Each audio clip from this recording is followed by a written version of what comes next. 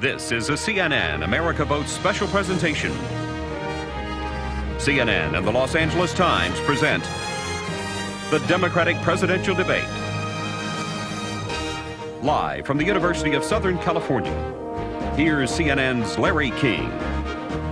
Thank you very much. Good evening, everybody, from this beautiful university, the University of Southern California in Los Angeles, before a wonderful crowd of folks.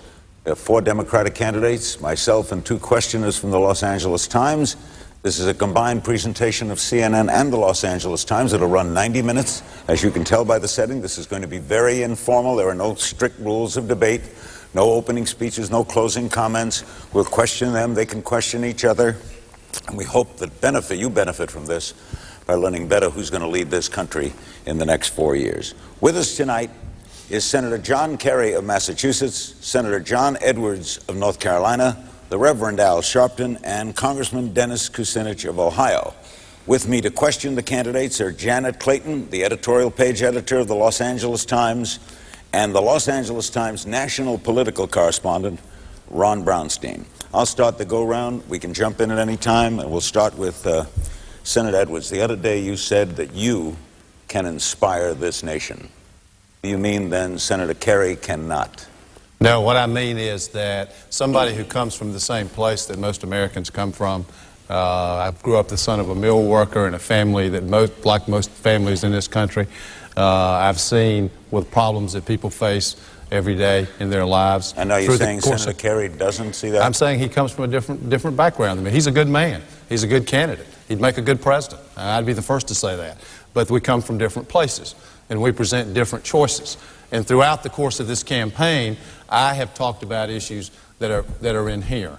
Poverty, race, civil rights, things that I care about deeply, things that I think go to the core of what the Democratic Party is about. So you didn't mean to imply that you and the others can't?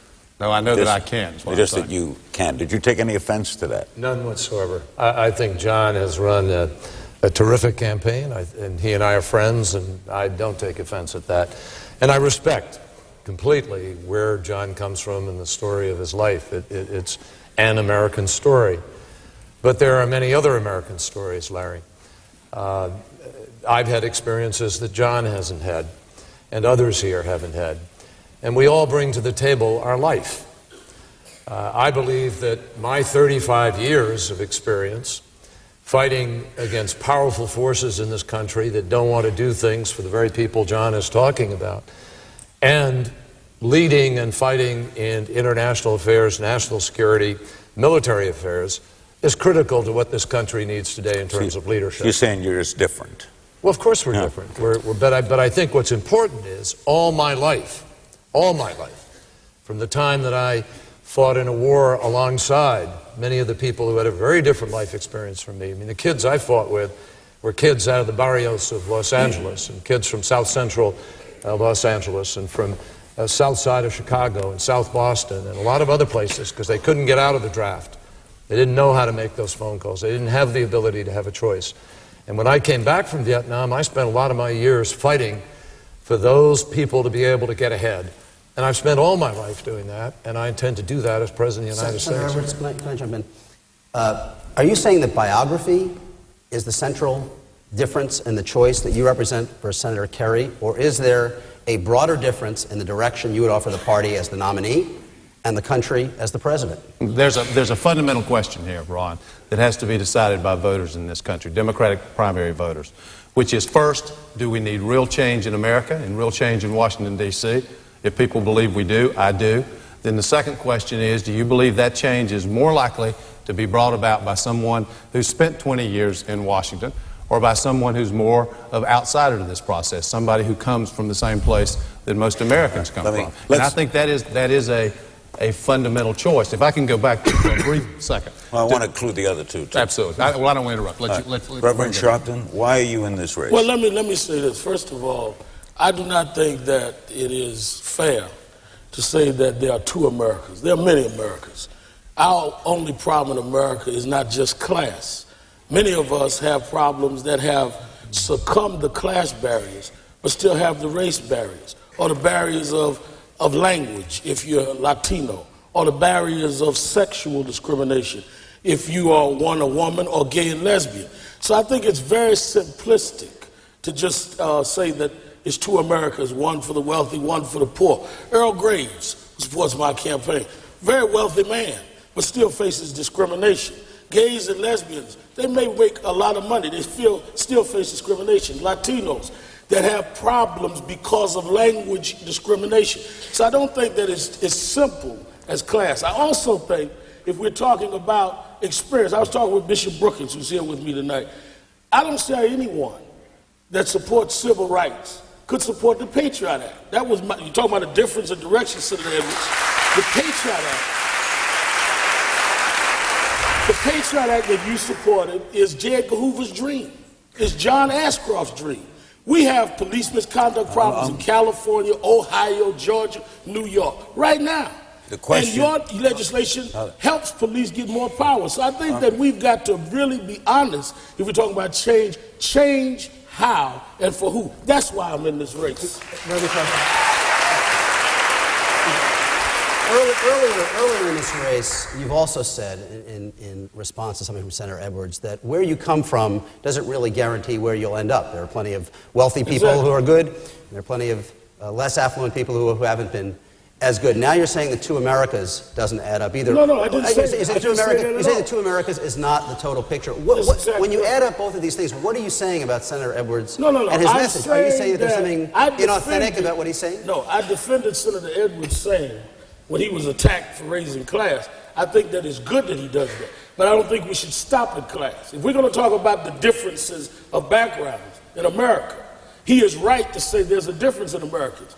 But we can't limit it to just class. We've also got to deal with race, we've got to deal with gender, we've got to deal with sexuality, and we've got to deal with discrimination based on language. That's what I'm saying. But this was only the first question.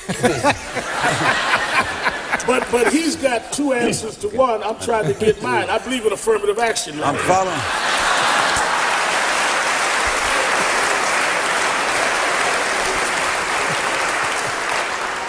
I'm following you around, Al. Congressman Kucinich, why are you here?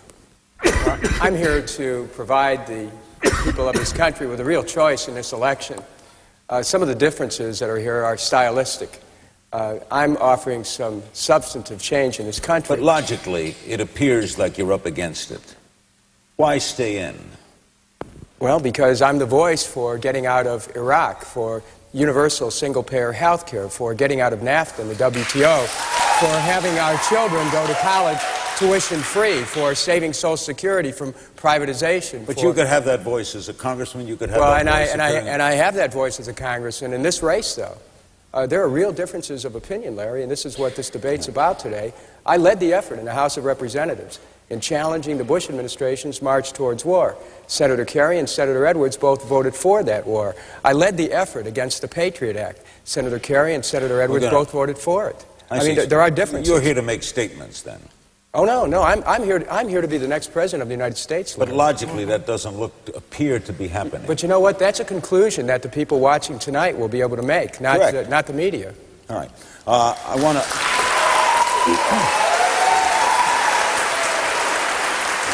Jenna may have a question, and I want to open up another area, and I started with Ron. But yes, Senator Kerry, I wanted to ask you, this country is deeply divided, and some of the things we've been talking about tonight already indicate that. If you win, Republicans are going to be expected to work to undermine you, and if you lose, the Democrats are going to do everything they can to further tarnish President Bush so that a Democrat can win in 2008. I wanted to ask you, is this all that Americans have to look forward to? Perpetually polarized administrations loved by half of the country and loathed by the other half? Well, Janet, let me say to you that I don't think John or any of us here are offering a polarizing campaign. What I'm proud of is that in Iowa, in New Hampshire, in Missouri, all the states that followed, I've offered a positive vision of what we ought to be doing in America. Right, but that's not what I was asking. The question was the country is polarized. The country is polarized. Well, the country is polarized because we have a president who is polarizing. I mean, look at what he did the other day with the constitutional amendment. He's trying to divide America. He's trying to divide America. The president... You know, this is a president who always tries to create a cultural war and seek the lowest common denominator of American politics because he can't come to America and talk about jobs. He can't talk to America about health care. He doesn't have a plan. He can't talk to America about the environment, our legacy to our children, because he's going backwards. He can't talk to America about keeping a promise of no child left behind because he's leaving millions of children behind every day. He can't even keep his promise about the deficit. It's the largest in history. He is digging into Social Security.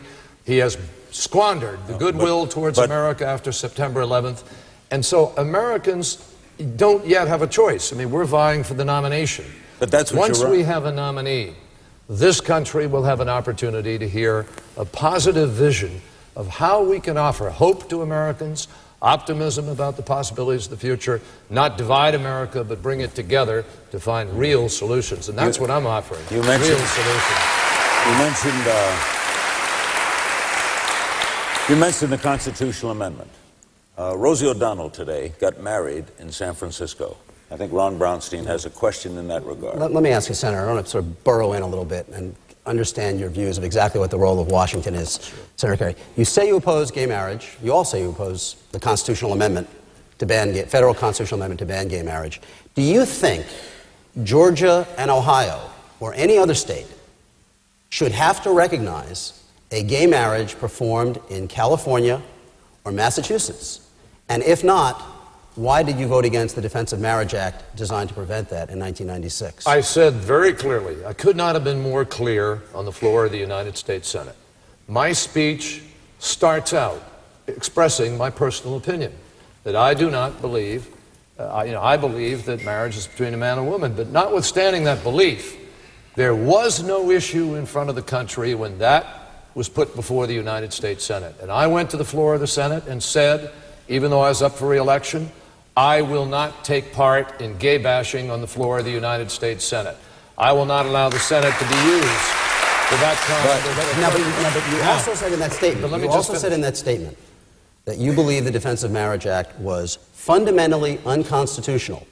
And if the Defense of Marriage Act is unconstitutional, isn't President Bush right that the only way to guarantee that no state has to recognize a gay marriage performed in any other state is a federal constitutional amendment? In fact, I think the interpretation, I think under the full faith and credit clause, that I was incorrect in that statement. I think, in fact, that no state has to recognize something that is against their public policy. And for 200 years, we have left marriage up to the states. There is no showing whatsoever today that any state in the country, including my own, which is now dealing with its own constitutional amendment, is incapable of dealing with what they would like to do. And I believe George Bush is doing this. He's even reversed his own position. He's reversed Dick Cheney's position. He is doing this because he's in trouble. He's trying to reach out to his base. He's playing politics with the Constitution of the United States. Let me just nail down one thing very quickly. So are you saying that now that gay marriage is on the table in a place like California or Massachusetts, that you would support the Defense of Marriage Act? Because the Defense of Marriage Act is the law of the land today. And you would support it today? And you would leave it? There are no votes to take it back. And I think it's more important right now to pass the Employment Non-Discrimination Act, hate crimes legislation, and begin to move us forward so we have on the books those laws that will allow us to protect people in this country. Janet, you have a question? Senator Edwards, you also oppose gay marriage? I do. So why would you have opposed Rosie O'Donnell getting married today? Why does that make a difference? Why is that a threat? Here's my belief. I believe that this is an issue that ought to be decided in the states. I think the federal government should honor whatever decision is made by the states. I want to say a word in answer to the question you asked very directly. I would not support the Defense of Marriage Act today if there were a vote today, which is the question you just asked Senator Kerry. I'm not sure what he said about that, but I would not vote for it. You would not vote for it? I would not. I would not, for a very simple reason. There's a part of it that I agree with, and there's a part of it I disagree with. The Defense of Marriage Act specifically said that the federal government is not required to recognize of gay marriage, even if a state chooses to do so. I disagree with that. I think states should be allowed to make that decision, and the federal government should do it. And can I say just one other word about it? Is what? The part I agree with is the states should not be required to recognize marriages from other states. That's already in the law, by the way, without DOMA. Can I just say one other thing, because the other people have talked about this, on the constitutional question. It is really important for us to step back from this. Senator Kerry just talked about the political use of the Constitution. What's happening here is this president is talking about, first, amending the United States Constitution for a problem that does not exist. The law today does not require one state to recognize the marriage of another state. That's number one. And that's been the law for many, many years. Number two, we have amended the United States Constitution to end slavery, to give women the right to vote. This is clearly nothing but politics. It's a problem that does not exist today, and we need to stand up very strongly on this. Al?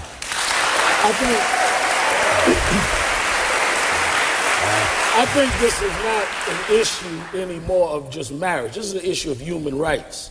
And I think it is dangerous to give states the right to deal with human rights questions. That's how we ended up with slavery and segregation going forward a long time. I, under no circumstances, believe we ought to give states' rights to gay and lesbians' human rights. Whatever my personal feelings may be about gay and lesbian marriages, unless you're prepared to say gays and lesbians are not human beings, they should have the same constitutional right of any other human being. And I think that's what we've got to deal with.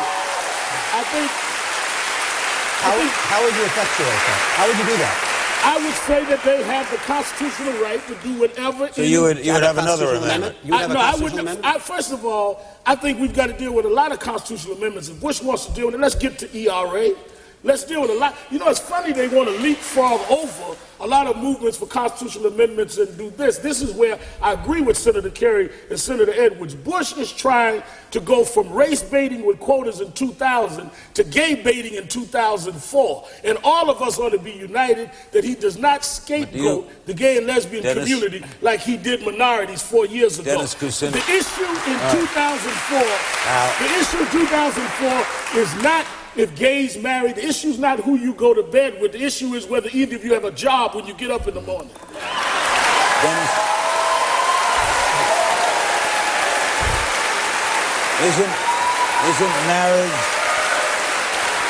isn't marriage inherently a man and a woman? Inherently. No, and I think I think that's what we're talking about here. There's a question of civil marriage, and there's a question of marriage as performed by the church. We're talking about civil law here. And Janet raised a question earlier about polarity. What we have here is an example of what happens when you have a president who looks at the world with polarized thinking, of us versus them. The same kind of thinking that led to a war in Iraq, an unnecessary war, is leading to an unnecessary cultural war here, because it should be widely assumed by all Americans that equal protection of the law ought to be made available regardless of race, color, creed, or sexual orientation. Is the determination here which of the four of you would make the best president rather than running tonight against President Bush? Aren't you running against each other? Larry, can I come back to a point? This discussion we've just had is exactly where the Republicans want us to spend our time. I just came from Ohio, from Youngstown, and from Cleveland, where I met with steelworkers who are out of work. They don't have health care. They don't have jobs. This president has gone from a promise of creating 4 million jobs to about 3 million jobs net lost. That's a 7 million swing. I mean, there's one basic rule. When you're digging yourself a hole, stop digging. This guy wants to make his tax cuts permanent now. But are you? I think the real issue in front of this country, this is not the biggest issue in front of the country we were just talking about. The biggest story today. Issue, it's not even the biggest story. The biggest story today, Larry, are 43 million Americans who have no health care. The biggest story today is the biggest story of the workers that I met with out in front of Vaughn's Supermarket, the UFCW workers who've been out there walking for 5 months, a husband and a wife who haven't worked in 5 months because they can't get health care. And you got companies like Walmart that are stripping underneath them, that hire part-time people that have actually advertised to come and work. so they won't do the health care. Well, that's what this race is about. The economic issues are very real, and we're going to get talk about them in a great deal of depth. But I want to ask Senator Edwards a question. Do you think that answer is sufficient for a general election, especially in your part of the country? Can you tell people in the South that values issues are secondary and that we should be talking about health care and the economy, education, or do you have to convince them that whether the issue is the death penalty or gay marriage or whatever, that you do share their values? Of course you've got to do both. We don't get to tell people what to think in any part of the country. You don't get to say to voters, this is what you can consider and this is what you should not consider. They're going to consider everything. It is absolutely true that the economy is a huge issue. I think jobs is actually the most important component of that. Health care is a huge issue. What's happening overseas and our image around the world is a huge issue. No doubt about any of that. But people are going to consider these other things. And for us to assume that that's not true is just a fantasy. It's not true. We need a candidate at the top of this ticket who can connect with voters everywhere in America. And if we don't have that, we're going to be in trouble. Well, let me ask you directly. Given the views that Senator Kerry's expressed over the years and the votes he's cast on issues like the death penalty, the Defense of Marriage Act, his argument that he would have, in effect, a litmus test for Supreme Court justices, they would have to be pro-choice, given that record, do you think he can meet your test and connect with voters in the South and in the border states in a general election? I think that's his test to me. That's his. But do you think he can? Do you think he can? I think it depends. It depends on what's happening in the country at the moment. What I know is that I can. I mean, if you step back from this for just a minute. I mean, in order for us to win this election, number one, we're going to have a candidate who can appeal outside the Democratic Party. We have to motivate our party and our party base. And all of us believe in the core democratic values. Everybody sitting at this table. But the question becomes, what do we do to attract independent voters? Because we have to get these people. And you're saying you can do that better. I know I can do it. If you look at the primaries that have been conducted so far, I mean, I've got a significant But he's won lead. most of them. Yeah, but you look at the independent. He has. He has. That's a fair statement. But remember, it's Democrats who are voting in these primaries largely, but there are also independents voting in these primaries, and the independents have been voting for me. Some of them vote for Senator Kerry, but I have a lead among these people between the two of us. And you need to let me finish first. The point I'm trying to make here is I have actually won. This is not something we have to guess about. I've won in a part of the country that's a very difficult place for a Democrat to win. I won against the Jesse Helms political machine in North Carolina. I mean, it's a powerful, powerful presence. Actually, I saw a poll today that shows in North Carolina, my state, admittedly, I'm leading President Bush, Senator Kerry's behind him. But we have to be able to compete in all these parts of the country. And if you step back from this for just a minute and you think about the states where we have to be able to be successful, places like Arkansas, Louisiana, West Virginia, Ohio, which Senator Kerry just made reference to, New Hampshire, which will probably be a swing state this fall. When I go through those states one by one, all states that we need to win and we need to do well with, I would concede that Senator Kerry may have an advantage in New Hampshire. I would not believe he has an advantage over me anyplace. I think I have the advantage in these other places. Can I speak to that? Please.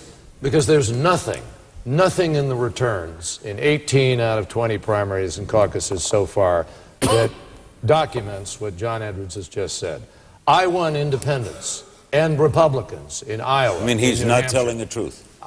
Just nothing that documents what he just said. I'm just telling you that I won independents and many Republicans crossed over and registered as Democrats for the first time to say I'm voting for you. It is also true, though, that your vote share Now, among independents was lower than among Democrats in virtually every state there's been an exit poll. Let me just finish. I won in Tennessee and I won in Virginia. And the test of this, I've heard John Edwards himself say this. John has said many times, we got to stop stereotyping the people in the South. The people in the South believe the same things as people in the rest of the country. Now, I believe that's true. And I also know that I have been, when I went to the United States Senate in 1985, I was one of the first people to fight for deficit reduction. They care about balancing the budget in the South. I've been a prosecutor. I've sent people to jail for the rest of their life. They care about law and order in the South. I'm a gun owner and a hunter, though I never contemplated going hunting with an AK-47, and I believe I can speak to that culture. I'm a veteran. I've served in a war. They care about that in the South. And I believe when it comes to jobs, health care, education, protecting the environment, breathing clean air, drinking clean water. The people of the South care about the same things. We're going to get to, in the South. we're going to get to other areas. as One well as quick elsewhere. question before we do, though. For Janet Becerril, you are against capital punishment, except in the case of terrorism. Correct. I've done a lot of shows recently dealing with the death of little children. A person who kills a 5-year-old should live. Larry, my instinct is to want to strangle that person with my own hands. I understand the instincts. I really do. I've prosecuted people. I know what the feeling of the families is and everybody else. But we have 111 people who have been now released from death row, let alone the rest of the prison system, because of DNA evidence that showed they didn't commit the crime of which they were convicted. I myself worked to get a person out of jail who'd been there for 15 years for a murder that person did not commit. Now, our system has made mistakes, and it's been applied in a way that I think is wrong. Secondly, I don't believe that in the end you advance the sort of level of your justice and the system of your civility as a nation. And many other nations in the world, most of the other nations in the world, have adopted that idea, that the state should not engage in killing, because they have very bad memories of what happens when the state engages in killing. Before Janet asks the question, Senator Edwards, I know you agree with capital punishment. Yes. What about that means the United States nearly executed over 100 people who didn't do it. Right. Very serious issue, and it means we need to take lots of serious steps to deal with it, which means using DNA testing, which John just spoke about. It means making all the most modern technology available. It means making the court system work, not just for those who can hire the best lawyers money can buy, but for folks who have to have indigent counsel. I mean, I've seen what happens in courtrooms. I know how important it is to have a lawyer representing an indigent defendant Why do you who favor knows what capital? they're doing. Why do you favor capital? Because I think there are some crimes. Those men who dragged James Byrd behind that truck in Texas, they deserve the death penalty. And I think there are some crimes that deserve the ultimate punishment. Janet? I actually had a question for Reverend Sharpton and Congressman Kucinich. Both of these two guys here have raised millions of dollars in special interest from a special interest people. How then would you say they're able to counter Ralph Nader's argument that both parties, the Democrats and the Republicans, are beholden to what he calls corporate paymasters? Let me say this before I answer that, because a lot of my career is on the criminal justice system. Senator Edwards, are you saying, since you agree that there's a lot of problems in the death penalty, and no one has mentioned the racial disparity about those on death row, that therefore you would suspend your support of capital punishment until we dealt with those problems? No, we're not. So you would proceed even with the flaws? Those changes need to be made in the system. We need to make those changes. I've been fighting for those changes in the United States Senate. But that does not mean, and I think states can, for example, North Carolina can evaluate whether its own system is working. I think they vary from state to state. The state of Illinois did that and came to a conclusion that their system was not working. I think we should support that if they make that That determination. sounds like states' rights again. I don't agree with that. Not. But anyway, I think that in terms of Ralph Nader, the best way to answer Ralph Nader is how we've done tonight. We're all on stage. Many of us have said, Nader said in 2000, some of it had validity. But all of that is being said now in the primaries. There's nothing that I know of that Nader is saying that Kucinich and I are not saying in the primaries. So what does he need to say in November for if it's being debated now, and we'll deal with it in the convention, and we'll come out of the convention, with a nominee. That's why I give credit to Senator Kerry that the debates are not limited. Everyone is being heard. We are saying many of the things he said he wanted said. He should have endorsed one of us. Let's come out with a winner and beat George Bush and not have a plan on November different. Congressman, would you address, Congressman Kucinich, would you address Janet's yes, question, and then we'll have a question from Ron. I think the American people tonight will be well served if we can describe, for example, why we all aren't for a universal, single-payer, not-for-profit health care system. I think the American people will be well served if we can describe why, for example, Senator Kerry and Senator Edwards are not for canceling NAFTA and the WTO, as I would do, because that is how you save the manufacturing jobs. And I think they'd be well served if they would be able to see the connection, and as I will just explain, between the cost of the war in Iraq and cuts in health care, education, job creation, veterans benefits, housing programs.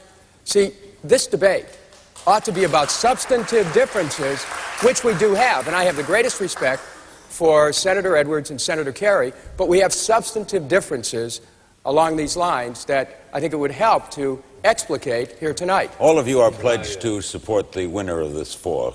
And work for them. I will travel. You will work. I will travel all over this country to make Al Sharpton president.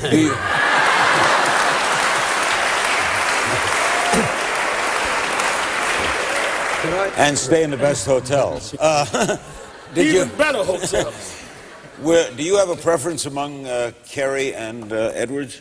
No, let me say something. I'd have disagreements with both. I disagree with Kerry's vote on Iraq. I disagree with Edwards on the Patriot Act. But I think on their worst day, they're better than George Bush. I think they have integrity. I think they have vision. And I think they can be talked to. I think that we're dealing with a president that wants to gay bash. What about the other 10 commandments? Let's make a constitutional amendment against presidents that lie. Let's deal with the whole 10 commandments. Congressman Kucinich, do you have a preference? Do you have a preference for these two? Do you have a... I'd be proud to have any of these gentlemen up here as my running mate, and I'd also like to say, I would also like to say that I think that the way we win, Larry, is to be able to appeal to people's practical aspirations for health care for all, for jobs for all, for education for all, for retirement security, and for peace. And that's what we need to be talking about tonight. Let me turn to another practical... Ron? Do you mind? Quick. Because I think the question was asked about the influence of money in the Democratic Party, about John and myself, and I'd really like to make a statement about that. I teamed up with Paul Wellstone, and we fought and created the most far-reaching campaign finance reform law in the history of this country called Clean Money, Clean Elections. It would have gotten the money out of politics. When I first arrived in the Senate, I ran the first PAC-free, Political Action Committee-free Senate race in the nation. I am the only United States Senator who's been elected 4 times currently serving, who has never accepted Political Action Committee money in any of my races for the United States Senate. No checks from those interests. The only people who contributed to me are, yes, some people who lobby.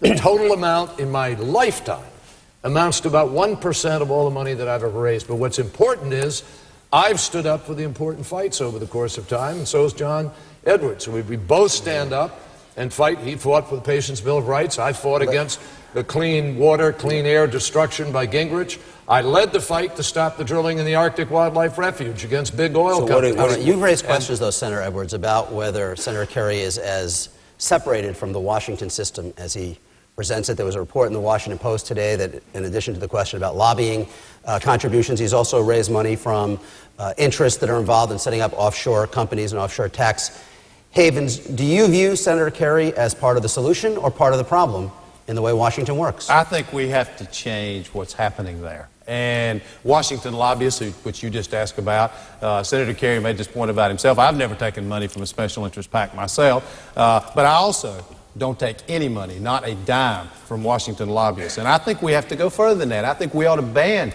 the contribution of Washington lobbyists. Those people shouldn't be able to make contributions to the very people that they're lobbying. We've got people going through this revolving door from the government into these high-priced lobbying firms, going back into the government. We ought to shine a bright light on what these lobbyists, if I can just finish this, what these lobbyists, because these people are stealing the democracy of the American people. They are there every single day lobbying members in the choice facing voters, the choice is there a difference in your commitment to this cause and what you see from Senator Kerry based on both what he said and what he's done? Fair question. Yes. The answer is there are 2 differences. I commend Senator Kerry for the work he's done on public financing of political campaigns, which I know he believes in deeply. So do I. That's the ultimate solution for this. But there are 2 differences. One is, if we're going to change the way Washington operates, my belief is we need somebody who comes from outside that system. That's number one. Number two, I also think we need to change the influence of Washington lobbyists. And that is a distinction. That's an important distinction because I think these Washington lobbyists have entirely too much influence on what happens every day. The best example is this recent prescription drug Medicare reform bill, where everything that could have been done to bring down the cost of prescription drugs for the American people, the drug companies and their lobbyists were against, so it all came out. It's wrong. We need to cut off these people's influence and stop them. He's saying many of the same things. Are you saying that he is less committed based on what you have seen? I'm simply saying there is a difference between the two of us. No more than that. I don't take Washington lobbyists' money. I think we ought to ban their contributions. I don't think they should be able to contribute. Do you criticize him for doing it? If I can just point something out. And I don't think there fundamentally is a difference. I mean, John has raised almost 50% of his money from one group of people in the United States of America. Now, I don't suggest ever... Is that the trial lawyers? That's correct. And I don't ever suggest that he is beholden to them. I think because I know he stood up on the Patient's Bill of Rights. And he is prepared as I am. And I don't think there is a difference. I know he's looking for some differences because you need them. But there's not really a difference in this race between us in our commitment to get the lobbying out. And you know what I'm going to do is I'm going to issue an executive order that prohibits anyone from going from lobbying, from government directly into lobbying for a period of 5 years, and we're going to make every meeting of a lobbyist and a public official a matter of public record subject to scrutiny. Would that be... Dennis wants to say something. Would that be the first executive order you'd issue? What would be the first executive order? Reverse the Mexico City policy on the gag rule so that we take a responsible position globally on family planning. Okay. Dennis. My first executive order will be to cancel NAFTA and the WTO. Cancel it. And return to bilateral trade conditioned on workers' rights, human rights, and environmental quality principles. Now, there are people watching this discussion who do not have any health insurance at all. And there's a direct connection between the lack of health insurance in this country and the control which the insurance industry has over Washington. Mm-hmm. And the control that it has over our Democratic Party, too. Larry, in 2000, I brought... I'm paying attention to you, Dennis, I can hear and look over there at the same time. This is something that... It's an old Jewish trait. We can do two things at once. This is something... Let's not get ethnic, Larry. Yeah. Let's not get ethnic. This is something Let's I know... not get ethnic. Yeah. See how we're uniting? Even I'm saying, let's not get ethnic, Larry. Sorry, Dennis. I think the American... Well, I'm glad to point out something that all those people who don't have health insurance and all those people who have seen their premiums go up 50% in the last 3 years already understand, and that is that Washington right now is controlled by the insurance interests and by the pharmaceutical companies. And isn't it? And our party, our Democratic Party, 4 years ago, John, I went to our Democratic Platform Committee with a proposal for universal single-payer health care. And it was quickly shot down because it offended some of the contributors to our party. I just want to state something. We must be ready to take up this challenge of bringing health care to all the American people. And that's what I'm asking everyone here to make a commitment to. We're going to turn now to Iraq, and Janet. But I think Janet will have a... Before you turn to Iraq, I think that answers your question while we're in the race. It's not just who is going to head the ticket, but we will have delegates at the convention to shape the platform and hold whoever wins of the four accountable. That's why we're picking up delegates. This is not a coronation. This is a convention. Who's going to represent us? Let's turn to Iraq. Janet. Senator Edwards and Senator Kerry, you both try to portray yourself as different types of people in Washington, but you both voted for the Iraq resolution, which basically gave the president power to use any means that he deemed necessary and appropriate, including military force, to respond to the perceived threat of Saddam Hussein. How can you criticize the president on his Iraq policy when both of you handed him a blank check to do whatever he wanted? Either one, Well, first of all, I did what I did after giving an awful lot of thought and study to it. I was worried about it. All of us were. I took this responsibility very seriously. I also said at the time that the resolution was voted on that it was critical that when we reach this stage, that this not being done by America alone. That it not be an American occupation, that it not be an American operation. It wasn't. That it needs to be, but it is. It is now. This is not internationalized. I mean, we have some help from the British, but for the most part, it's America doing this alone, which I believe is an enormous mistake. It's the reason we're having one of the But reasons. you'd have voted Then against why didn't you not vote for it? Why didn't you insist on caveats? It was a blank check. Why? But what we did is we voted on a resolution. The answer is, what we did is we voted on a resolution. It is for the President of the United States to determine how to conduct a war. You That's his trusted- responsibility. No, I didn't trust him. What this comes down to is this president has failed in his responsibility. It's a completely legitimate criticism. Neither of us would have conducted this operation the way he conducted it. First of all, we would have done the groundwork to reach out to our friends and allies around the world before we ever went to a military. So you're saying you were suckered? But Were you there's, suckered? well, wait. Let me finish this, please. That's the question. And we also made clear, and I made clear, that in order for this to be successful, at this point, we should have NATO involved in providing security. We should have the United Nations involved in overseeing the transitional government in Iraq. We need to get on a real timetable for the Iraqis to govern themselves and to provide for their own security. These are not things that I'm saying today for the first time. These are things that I said at the time. And this president has failed in his responsibility. Is that something? Do you regret your vote? Do you regret your vote? I did what I believed was right at the Do you time. regret it? I believe I did what was right at the Do time. you regret it? We don't get to go back, Larry. but you can- But wait a minute. But you can regret something. 500, over 500 men and women have lost their lives in this cause. Right.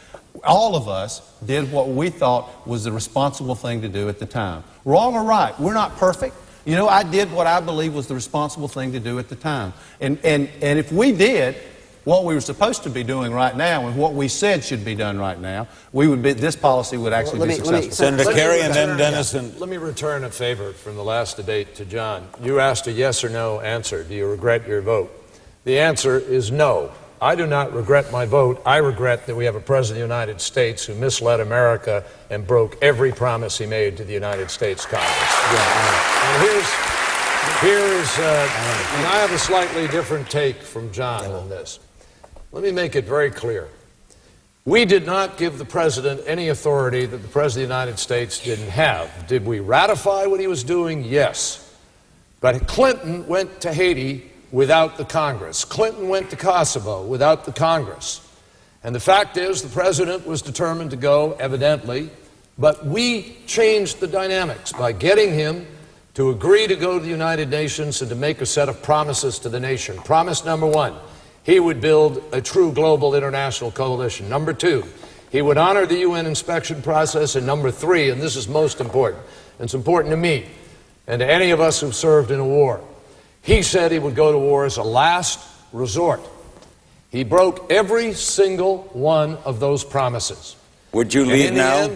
Would you no, leave? Larry, You don't agree with Dennis? No, I would not leave now. I think that you can't leave now. The impact of leaving now on the war on terror, on the Middle East, would be disastrous. But what underscores how bad this administration is, what underscores this administration's failure of leadership and foreign policy across the board, North Korea, AIDS, global warming, Russia, the Middle East, and of course in Iraq, the failure is that Europe has an enormous interest in not having a failed Iraq on its doorstep. The Arab community has an enormous interest in not having a failed Iraq as its neighbor.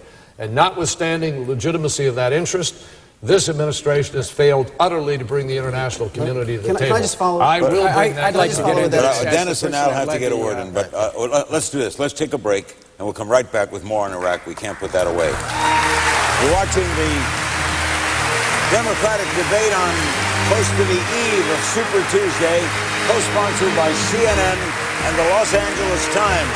We'll be right back.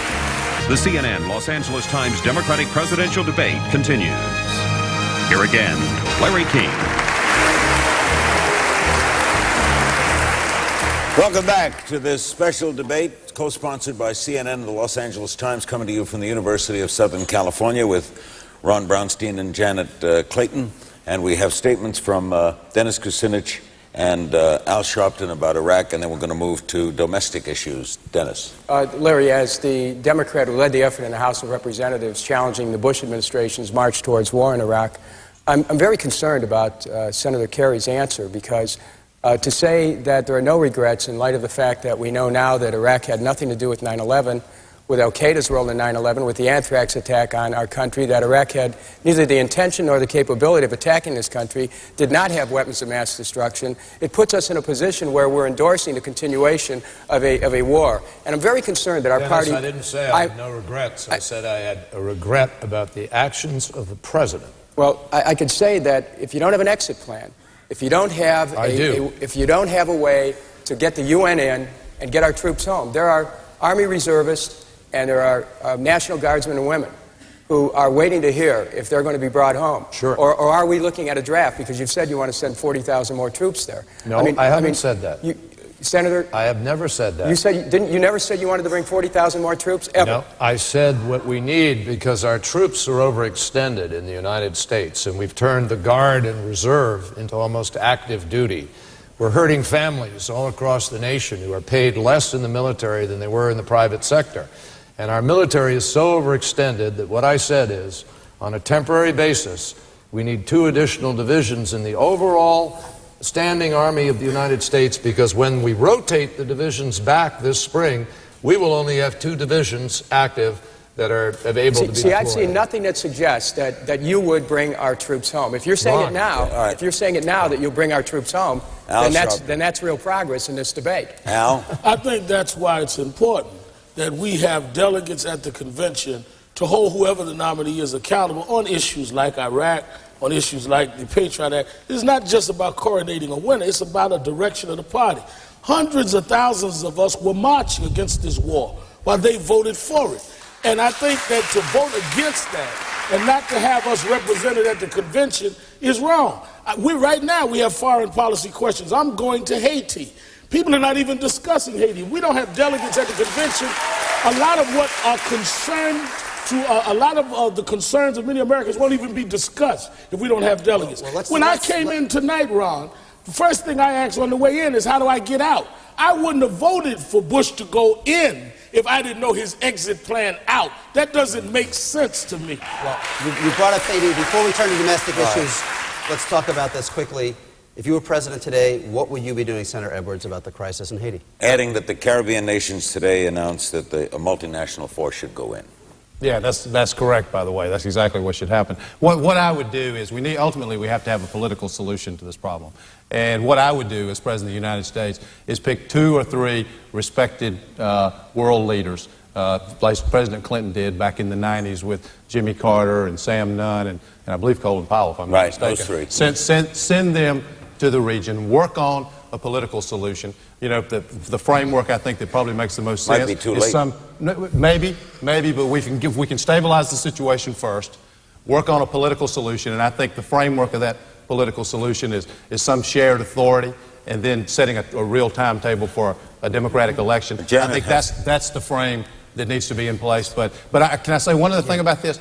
We should not be in this place. We are in this place because this is so typical of this president's disengagement in this entire hemisphere. In fact, he's done it all over the world. But this is a perfect example. What he's done in Mexico, what he's done in Haiti. The reason we're in this place is because this president has not been involved, not been engaged. He's had complete Are you saying neglect. he could have prevented this? I'm saying if we had stayed involved, we'd have seen this coming a lot sooner, and we could have gotten involved and engaged. Senator Kerry and then Janet, I know that Actually, Al's going there Wednesday. I raised the issue. I know. Senator Kerry and then you. Actually, I disagree with John a little bit in that the president himself wasn't engaged, but his administration has been. And his administration has been engaged in a very manipulative and wrongful way. His administration... You're saying they were engaged, but wrong engaged. Here's what I'm telling you. His administration set up an equation. They have a theological and a ideological hatred for Aristide. They always have. And they approached this so that the insurgents were given empowered by this administration, because they said to the insurgents, until you reach an agreement with Aristide and the government about sharing power, we're not going to provide aid and assistance.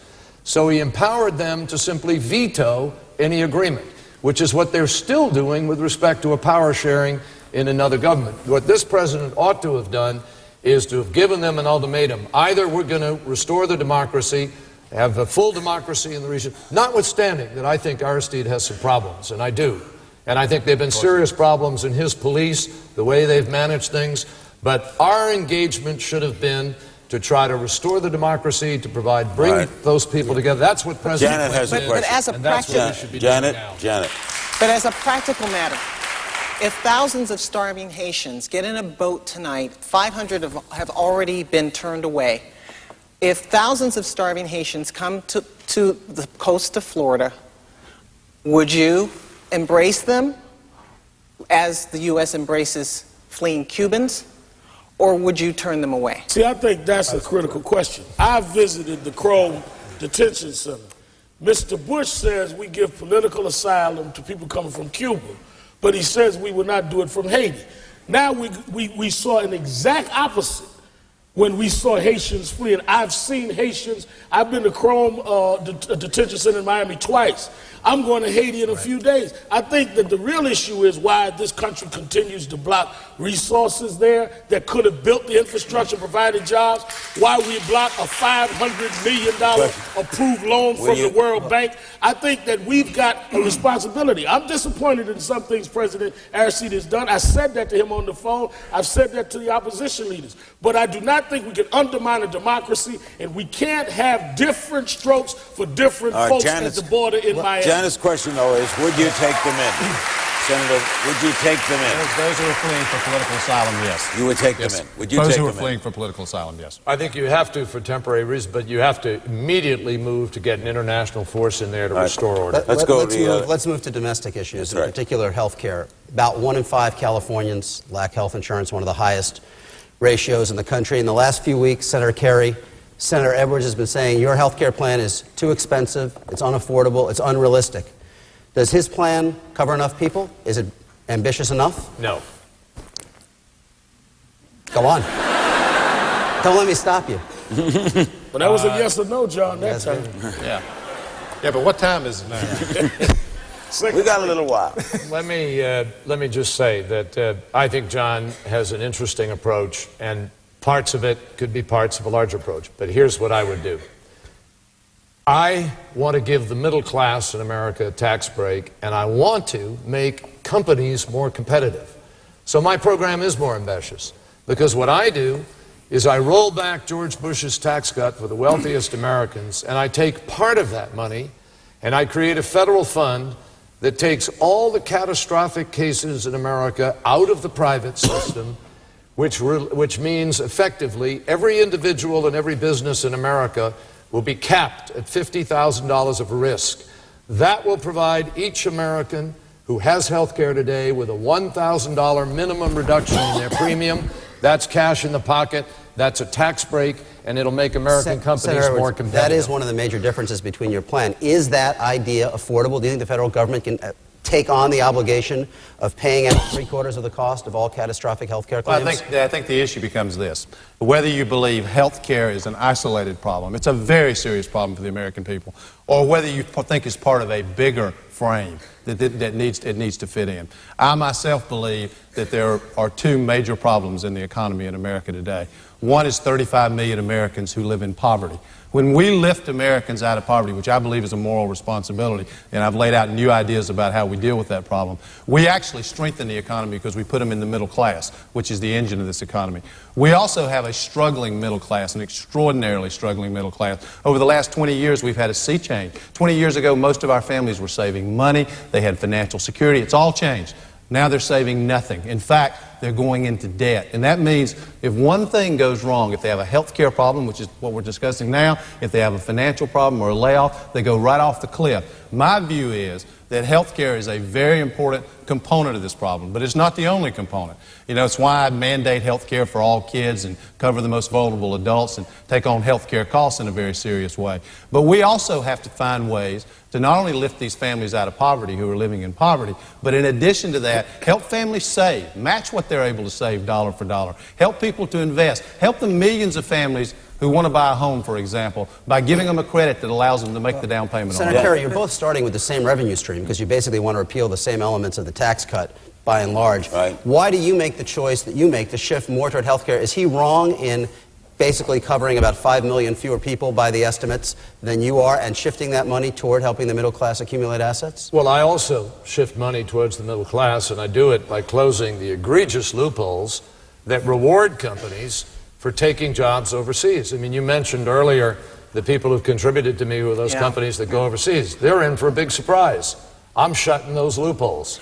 We're going to end the notion that the American taxpayer is going to actually subsidize somebody to take jobs overseas. They're about $40 billion worth of benefits. And they're about $150 billion of overall non-economic givens. We have a tax code today that's gone from 14 pages to 17,000 pages. And most Americans don't have one of those pages. What I'm going to do is shut those loopholes, and we're going to invest in education, health care, job creation, raising people out of Janet has a question, but Dennis wants to make one response, and then Janet. Dennis, then Janet. I agree with my friend John Edwards about we need to do something about poverty. And that's why I'd like you to join me in this proposal to have a universal, single-payer, not-for-profit health care system, because that would lift tens of millions of Americans out of poverty. Harry and Truman Larry, proposed that in 1948. Well, and you know what? John Conyers and I introduced the bill in this Congress, and that would provide all coverage for everyone, all medically necessary procedures, plus vision care, dental care, mental health care, socialism, long-term care. Wait a minute. You know what? What we have now, Larry, what we have now... What we have now, Larry, is predatory capitalism, which makes of the American people a cash crop for the insurance companies and the pharmaceutical companies. And so I'm talking about a change, and I'd like them to join me. I want to talk in a broader way back to the economy and outsourcing, this idea of taking U.S. jobs overseas because they can be done more cheaply there. Now, Senator Kerry, you supported free trade. Isn't the loss of good-paying jobs to those who can do it faster and cheaper an unavoidable consequence of open international markets that you support?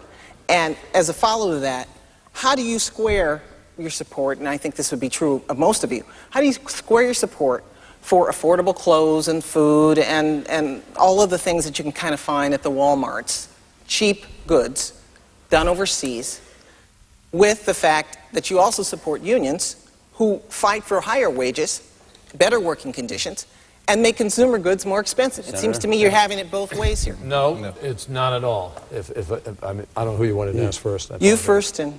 Sorry. The answer is not at all. And yes, some of those jobs are going to go overseas. And I've been very honest with workers about it. I mean, I stood in a UAW hall in Dayton the other day, and a fellow asked me, the shop steward said, "Can you promise me you're going to stop all the jobs from being outsourced?" And I said, "No, I can't promise that.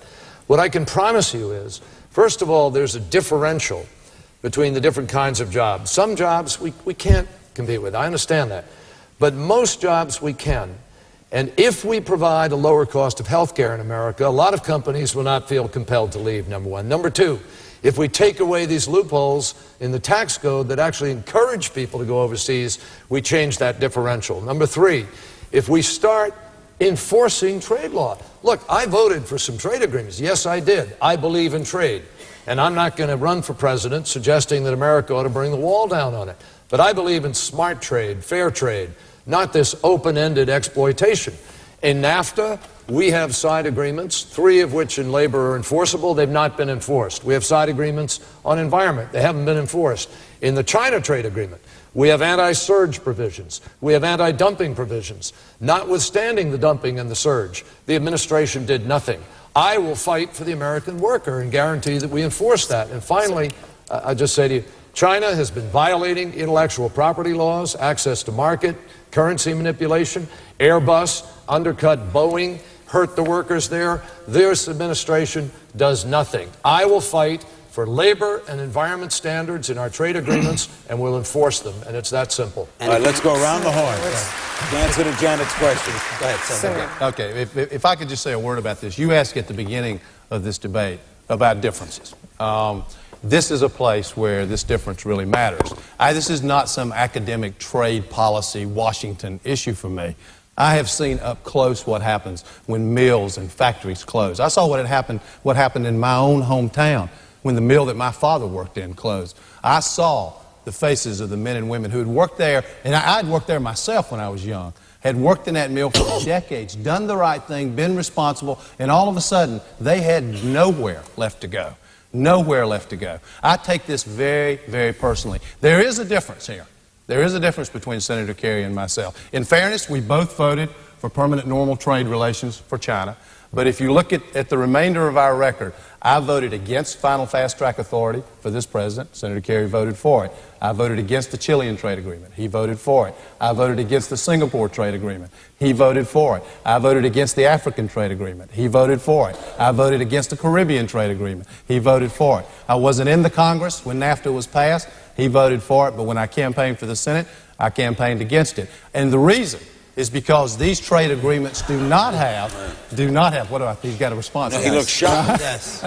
But the reason, if I can just finish this, I'm sorry, I'm almost finished. That if the reason I make this point is that these agreements did not have the kind of labor and environmental protections that needed to be in the text of the agreement his commitment, and be enforced. The commitment he's making in this campaign is suspect because he hasn't lived it in the past? Is that what you're saying? I'm saying what he is saying now is different than some of the votes he's cast in the past. Senator. And if I might finish, it's different, more importantly, our records are different on this issue. In fairness to him, I think what he's saying going forward is similar to what I'm saying going forward, but we have very different... Alan Dennis wanted to comment. Senator Kerry wants to respond because he seems shocked. Fine. Well, I am surprised because in his major speech on the economy in Georgetown this past June, John never even mentioned trade.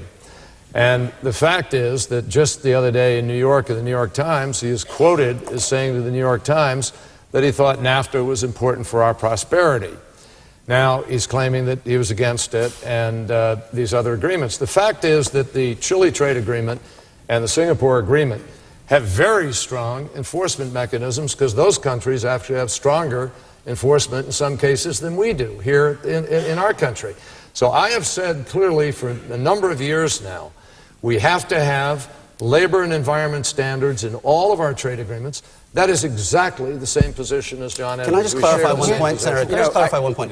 You said you're critical of NAFTA. Obviously, you were not here to cast a vote on it. If you became president, what would you do about it? Would you seek to change it, and how would you seek to change it? I would use, for example, the Free Trade of the Americas Agreement as a vehicle for renegotiating NAFTA. Dennis and I don't agree about this. He wants to cancel NAFTA, and I can't remember. I want to cancel it. They both want to cancel it. I'm not for that. I don't think Senator Kerry's for that either. But I think we do need to renegotiate it. And the problem with NAFTA is these side agreements don't work. You have to put these labor and environmental protections in the text of the agreement in order for it to work. Would that be enough? No, I don't think so. But see, I think that's why we have to have a convention and delegates have to be able. We have to keep these guys honest. You can't say that I had to vote on Iraq despite some of the clause, but you shouldn't have voted on NAFTA with the clause. We gotta be straight and come with a platform that makes sense. Sounds like it's going to be a wild convention. This costs jobs for Americans, and it is unequivocal evidence that it cost Americans jobs.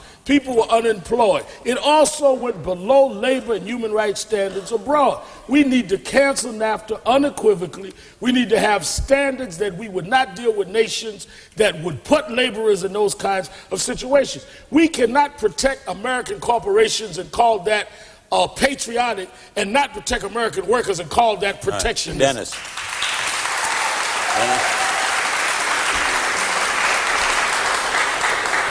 Larry, throughout this campaign, I've visited city after city where I've seen grass growing in parking lots where they used to make steel, they used to make cars, they used to make ships. And let me tell you something. NAFTA and the WTO must be canceled. Let me tell you why. The WTO, for example, it doesn't permit any alterations. When we, as members of Congress, sought from the administration a Section 201 procedure to stop the dumping of steel into our markets so we could stop our American steel jobs from being crushed, The World Trade Organization ruled against the United States and said we had no right to do that. Now, the World Trade Organization, as long as we belong to it, will not let us protect the jobs. This is the reason why we have outsourcing going on right now. We can't tax it, we can't put tariffs on it, and that's why I say, in order to protect jobs in this country and to be able to create an enforceable structure for trade, we need to get out of NAFTA, get out of the WTO, stop the Free Trade Agreement of America, stop the Central American Free Trade. You can do that by edict? Well, the president has the power to withdraw from both NAFTA and the WTO upon a 6-month notice, and I would exercise that authority to help save American jobs. Janet has a question on immigration. Yes, gentlemen, you're here in California, where 1 of every 8 people living in the United States live. The biggest growth in California in the last decade has been because of immigration. California has to pay for the education, health, and environmental costs of both illegal and legal immigration. Since immigration is considered a net plus for the country, why shouldn't the federal government share in the cost of immigration for California and for New York and for the other states that bear those costs? Senator Kerry first. Well, we do share in some cases for, obviously, Medicaid, and we share with respect to some of the health reimbursements that take place in the system, but not enough, and I understand that. But this is why my health care plan, and I think all of the Democrats have a health care plan. George Bush has no, let's stay focused here. George Bush has no health care plan at all for most Americans other than those who can save money, and that's not most Americans today. So that's the beginning. Secondly, we need immigration reform in this country. I think everybody understands that. But we ought to be paying for a health care plan that helps to cover. If we funded education, the president kept the promise of No Child Left Behind. If we fully funded Title I, if we funded Head Start, if we did the things that the federal government has promised to do, a mandate on special needs education, and we're not funding it. When I'm president, we are going to fully fund special needs education, and that will come out of the closing of those loopholes and the rollback of the tax. But that does not address the question of the states bearing the cost for illegal, particularly illegal immigration. Well, one of the things we need to do is obviously have a level of immigration reform that's not a patchwork, not a Band-Aid. The president's plan is really a plan to exploit workers in America. It's not a real immigration reform plan. What I want to do is have a full immigration reform plan that involves earned legalization, involves the technology and support we need on the border, work with President Fox in order to have a legitimate guest worker program, and finally, we need to crack down on those people in America who hire people illegally and exploit workers in the United States. Senator, can I follow on that? If we did all of those together, we can begin to cope with the problem. You talk about earned legalization. And that is basically a process by which people who came here illegally could work toward legal status. Absolutely. Why would that be fair to all of the people who came legally and are waiting in line to become citizens? How would you create equity for those who played by the rules? And further, why is that fair to native-born Americans who are competing for those same jobs? Because so many of those people have children in America, and because of our Constitution, those children were born in America, they are American citizens. And I don't think it is a good thing if they are working, if they've paid their taxes, if they've stayed out of trouble, to start separating families and destroy the good work they've done through those years to be part of our country. Senator I think it makes more sense to bring them out of the shadows and start working them towards citizenship. Excuse me, I'm sorry. Go ahead. No, I was just going to say, it's interesting you talk about the experience here in California. I grew up in a small rural community in North Carolina that's now half Latino. And the families who came to my hometown came there for the same reason my family came there, because they wanted to build a better life for their kids and their families. They're making an enormous contribution to that small town and that community. And the right thing to do for these families who are working hard, being responsible, raising their kids, it's really a pretty basic thing. The right thing to do is to let them become American citizens, to have the right to earn citizenship.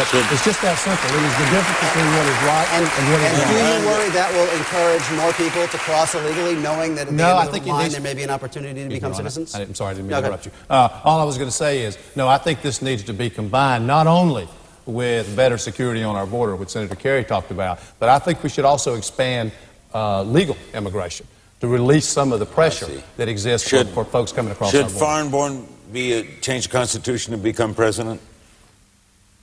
Should we allow... Do you have a California interest in that?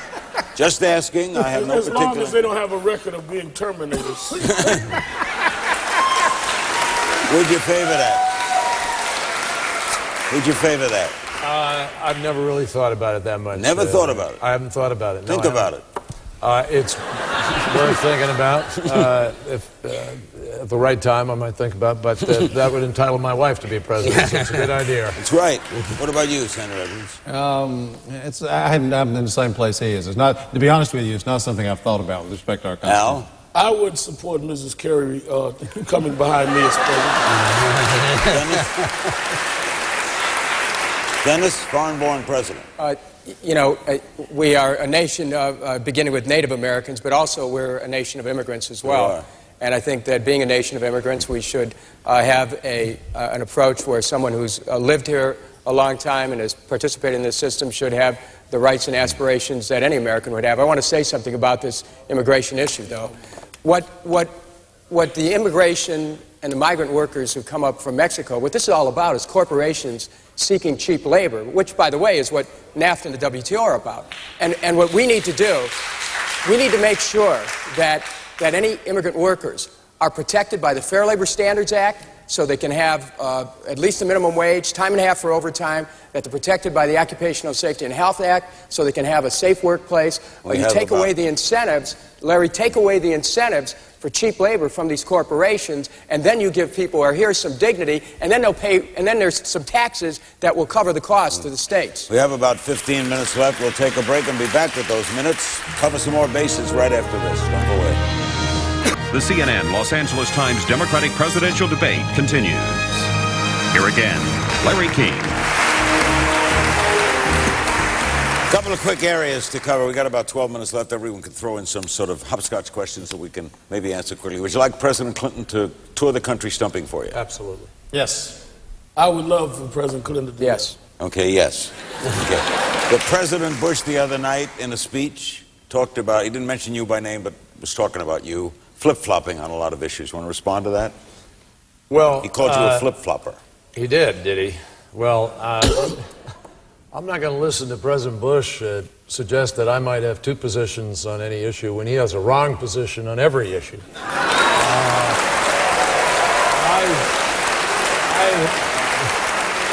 I have to tell you that the only place in which I've taken a different position is where George Bush is not implementing something the way he said he would. In Iraq, there was a right way to do it and a wrong way. He chose the wrong way. On No Child Left Behind, he abandoned his promise. He's What was not the right funding way? it. He's not funding it.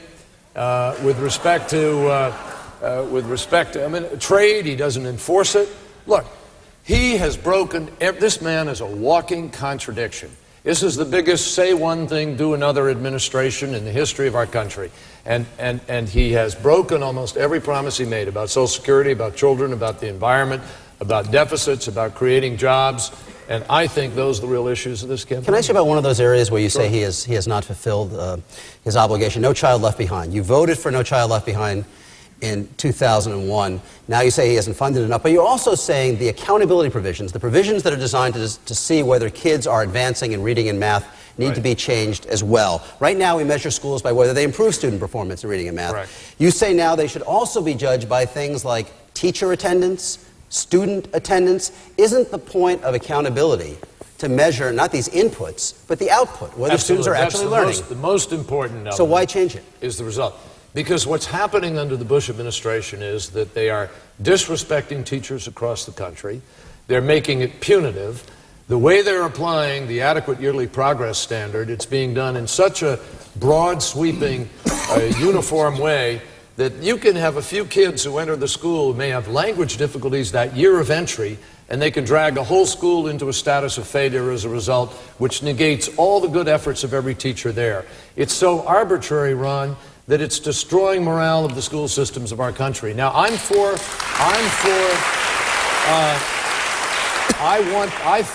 to help pass it. I want standards. I want accountability. I want to get... But you cannot do it without the resources, And you also can't do it in a way where you turn schools into testing factories that are pushing social studies aside, and everybody's focused on being on page 260 on day 53. Do you agree, or is he watering it down?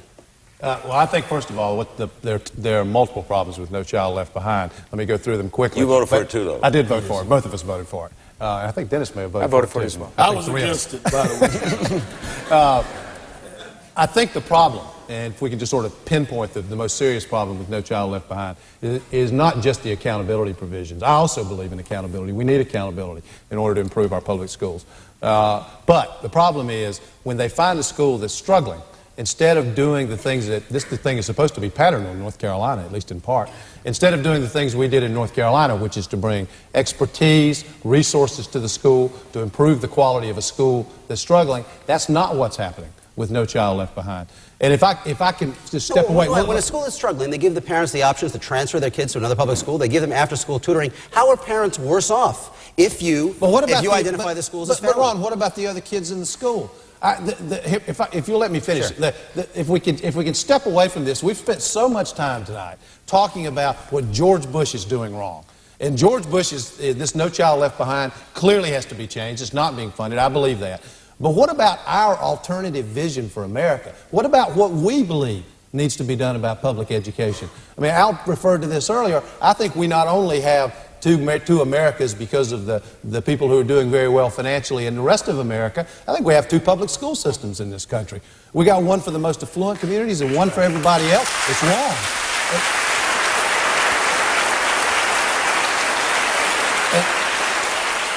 And the answer to this is not to just stop what George Bush is doing and not to use the same old tired Washington solutions. The answer is, in my judgment, to give incentive pay to our best teachers, to get them to teach in schools in less affluent areas, to give scholarships to young people who are willing to do the same thing, to seriously strengthen and expand our early childhood program so that we're going much younger than 4 years of age, which is what Head Start is aimed at, doing the same thing with our after school and making after school available. And the one thing we haven't talked about tonight are the hundreds of thousands of young people who want to go to college. They're qualified to go, and they're not going because they can't pay for it.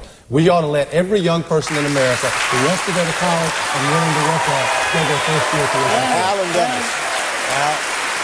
And I think we also have to deal with the issue of college debt forgiveness for many that did go, that find themselves a decade later trying to pay their way out. I think that, but this is again why we need to have a convention where we're strong. We keep hearing, I'm against what Bush did, but I voted for it.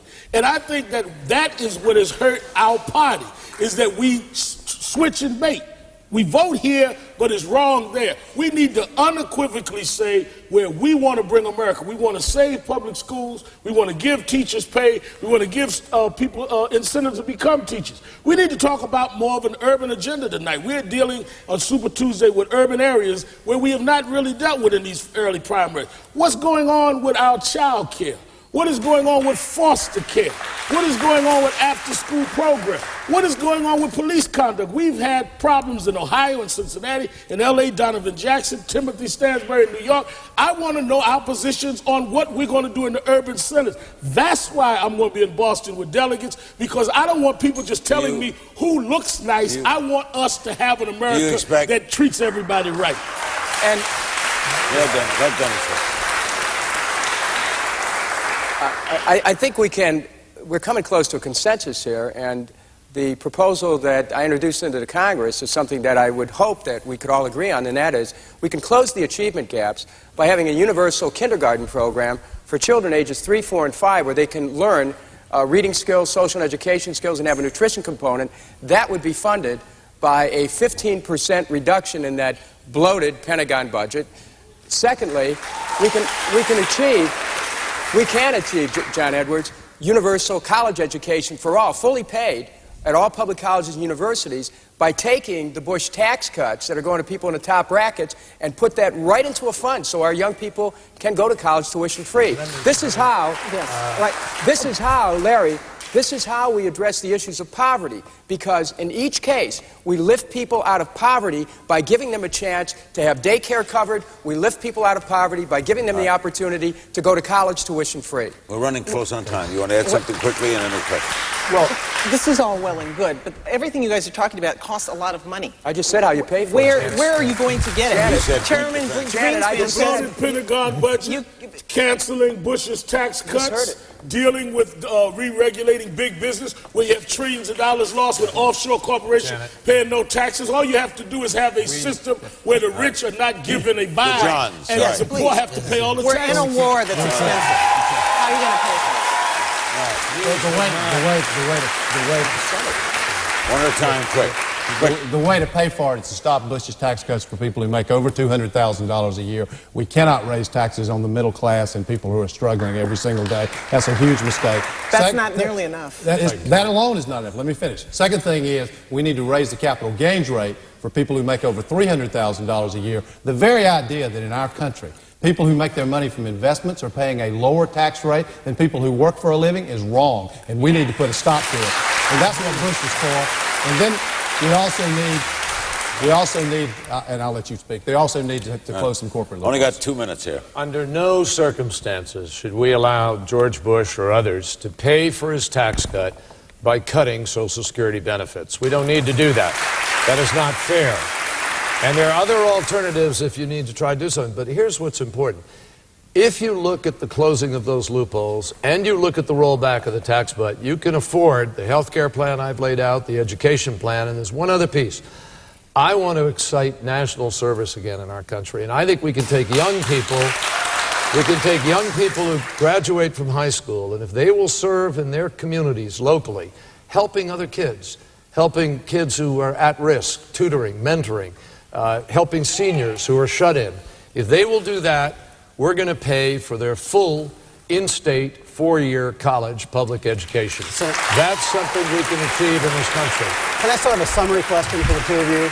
As you've listened to the differences between each other tonight and through these dozen or so earlier debates, have you heard anything that either one has said that would make it impossible for you to run together as a ticket if it came to that? Do you have any fundamental philosophical objection that would make it impossible? That would make it impossible for you to run together in either order. I think an Edwards-Kerry ticket would be powerful. And that's the ticket that I think we should have. Wait a minute. Senator All right, Kerry? hold it. Senator Kerry? Hold it. Are you saying now that if you get this nomination, you will ask him to join you? He certainly should be considered. He's a very, very, very Well, good candidate. And where does Edwards stand in your thinking? You have to be thinking about it. If you say you're not thinking about it, you're kidding. I want to thank him for the consideration. I appreciate it. Is he on your list?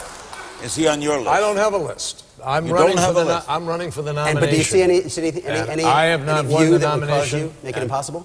I take nothing for granted in this effort. I'm campaigning in every state. I'm working as hard as I can, and when I win the nomination, if I do, then I'll sit down and think about who I ought to run. But that's why we all There's must no have question. delegates, so whoever's there, we're going to have influence on whatever list. All right, so You got 30 seconds. So, Senator Kerry, I have a question for you then. What quality, and his hair and smile don't count, what quality does Senator Edwards possess that you wish you had? 30 seconds. What quality does he have you'd like? I think he's a great communicator. He's a charming guy. I like him very much. He's a good friend of mine. And Are you saying that's something you don't have? what?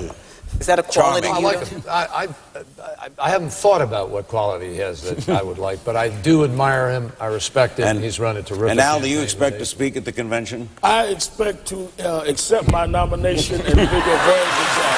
Thank you all very much. Senator John Kerry, Senator John Edwards, the Reverend Al Sharpton, Congressman Dennis Kucinich, Ron Brownstein, and Janet Clayton. I'm Larry King. And if you joined us late, this will be repeated tonight at midnight Eastern, 9 Pacific. You can see the whole debate repeated at midnight Eastern, 9 Pacific. And following us will be a special edition of Newsnight recapping the debate. Thanks for joining us from Southern Cal. Good night.